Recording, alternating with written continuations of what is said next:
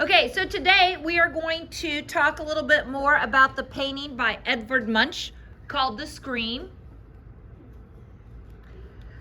This is such a fun painting for me to do in art class because there's so many things you can talk about. Obviously, he's screaming. What did he see that he's scared of? Where is he? Is he on a boat? Is he on a dock? Is he on a deck? Because it kind of looks like you can see the wood.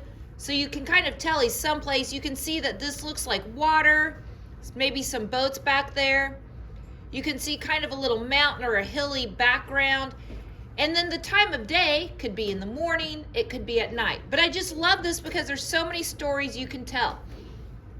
Edvard Munch, when he lived, so he painted this in 1893. So a long, long time ago. And he had a lot of people who passed away in his family. His mom passed away when he was little. His sister passed away when he was 14.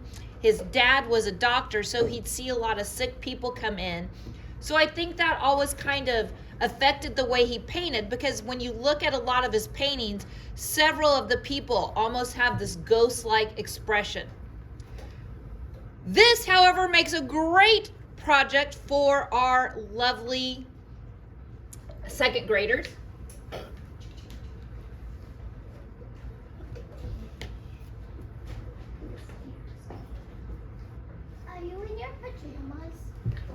So, last week, we took a picture of you with your hands to your side looking like the screen.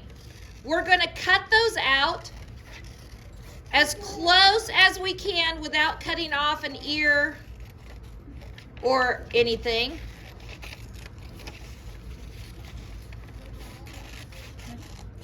What about the shirt? And I'm going to cut out this part. And if we look at, when we look at this one, he's wearing a robe. So you can see his arm. So I'm going to push my head on my paper. I'm going to draw on a crayons so it's easier for you to see. You guys will just start in a pencil.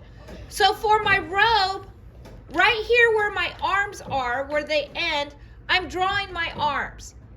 So if you look at somebody front on, all you see are their elbows and their hands. He's wearing a robe, so that's how I just need to draw my person. I do want to take my face off my paper so that it doesn't get dirty with crayons. The next thing I'm going to draw is a diagonal across my paper, because like we said, it looks like he's on some sort of a boat or a deck. Something with a wooden floor. So I'm going to color this part in brown.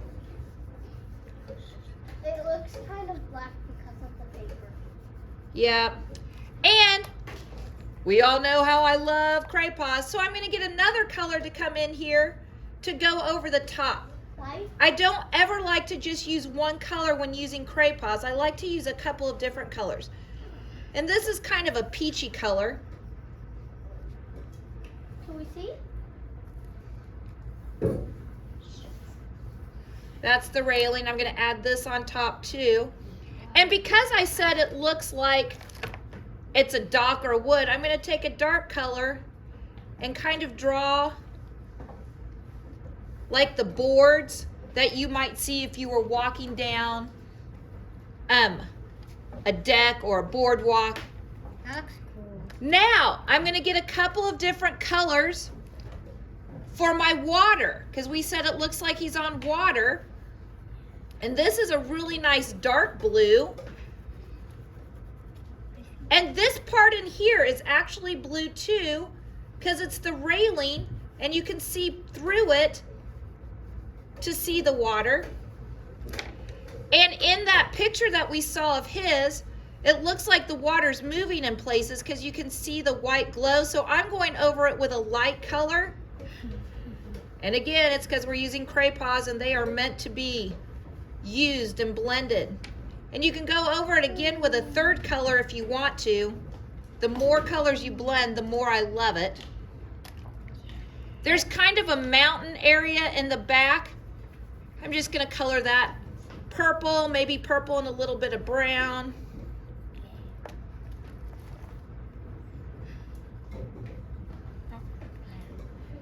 Then it's a sunset or a sunrise. So I'm going to use some yellows and light oranges to color my sky. That looks good. Then a little red. Oh, that's a dark orange too. Here's a red. For your robe. His robe is kind of black in the project. You can use black. I'm going to use a dark green. And I'm going to color my robe in.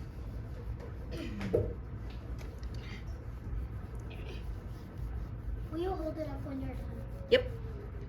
So I've colored my robe in, and I am going to come back and I'm going to outline my robe so that it shows up a little bit better.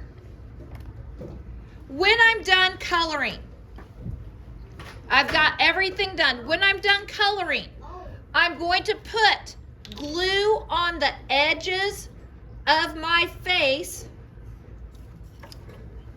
Glue on the edges of my face. And I'm going to glue my hands right there.